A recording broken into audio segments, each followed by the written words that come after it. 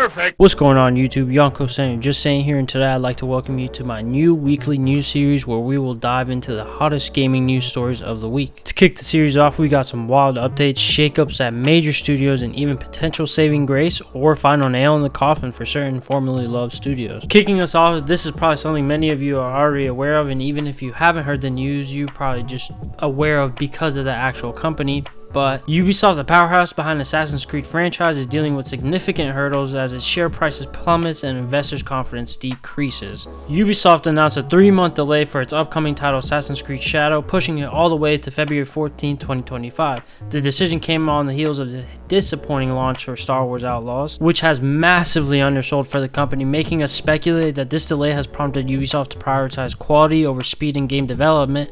Or maybe this game just isn't ready at all. Ubisoft is facing a concerning financial outlook, making them begin to drop its financial forecast predictions for how much money the gaming giant will make due to these shortcomings. This decline honestly signals broader worries about the company's future, particularly regarding its AAA game pipeline. Honestly, overall, the gaming industry is facing a slump with growth predictions considerably lower across the boards compared to the boom during the 2020 pandemic, and this is reflected by the increased number of layoffs that we have seen all across the industry. Adding to all the turmoil and leading into our next story, crazy enough, a potential buyer has emerged to buy out the gaming giant Ubisoft. Tencent, a multinational technology company with the gaming publisher Tencent Games and the Guillemot family, hopefully I'm pronouncing that right, co-founders and the biggest investors of Ubisoft and also shareholders of Tencent, are now entwined with the possibility of a buyout of the gaming giant. Amidst its ongoing struggles, the future of Ubisoft is not possibly in the hands of a buyout by these two parties. The news has led to a 33% increase in Ubisoft stock. Some of the proposed strategies to improve the company, and I would take these with a grain of salt, although some of them do seem possible,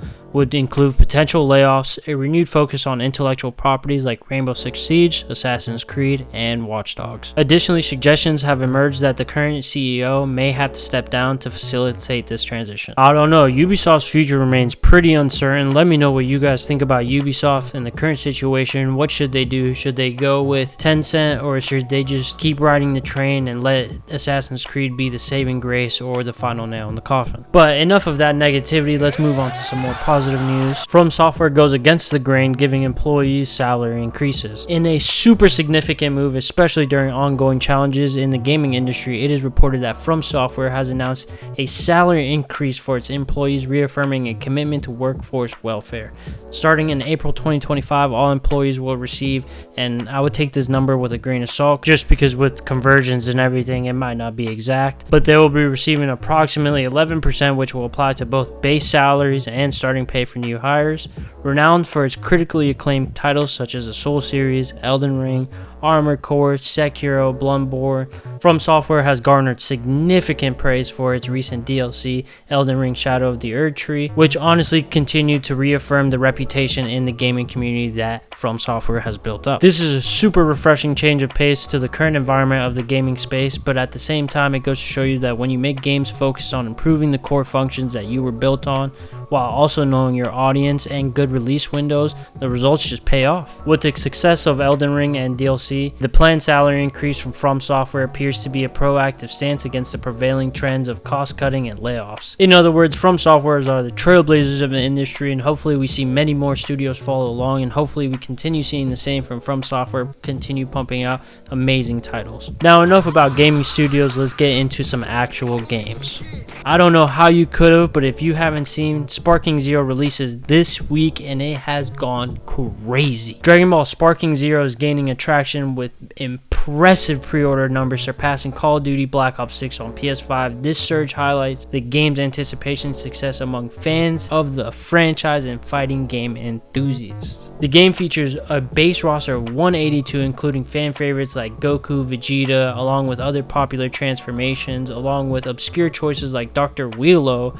Post-launch DLC promises to expand this further, enhancing player excitement. As the long-awaited fourth installment to the Budokai Tenkaichi series, Sparking Zero is set to deliver stunning visuals, dynamic special attacks, and expansive destructibles environments. It's scheduled release for October 11th, alongside their new show Dragon Ball Daima, further fueling enthusiasm amongst fans. The hype I've seen around this game is insane. I honestly can't think of the last time I've seen this people excited for an old series returning. Many people have already pre-ordered the deluxe edition to play a couple days early.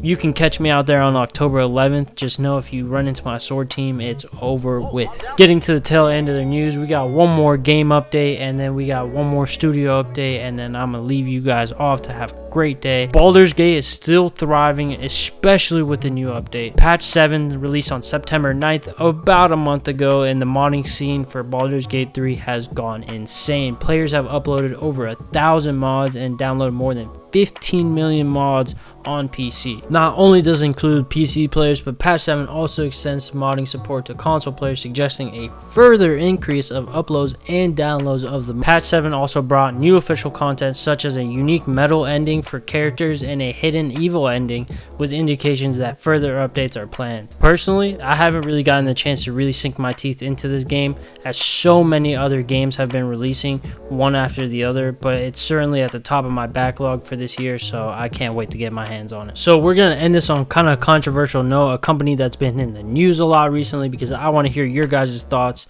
I just want to see where you guys are at. I'll give my opinions in the comments to anyone who comments down below. Nintendo ninjas continue to crack down in courts. Nintendo continues to crack down on Switch emulators, recently targeting the Ryujinx emulator. Hopefully I'm pronouncing that right. The company pressured the creator known as GDK-chan to cease development and remove all related downloads, following a similar fate to the Yuzu emulator. Again, hopefully I'm pronouncing that right. About 7 months ago, if you guys didn't hear about that one. This emulator allowed users to emulate Switch games on PCs and other popular handheld devices, with plans for iOS port to enable titles like The Legend of Zelda Tears of the Kingdom to run on iPhones and other devices. Despite the website remaining online, the emulator is no longer available for download following Nintendo's request.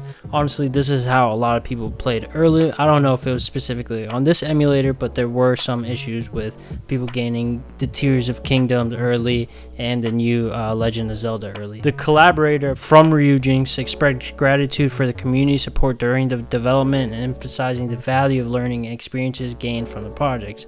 How do you guys feel about this, especially with Nintendo being in the news also with going after Pocket Pairs, the creator of Power World, for their game?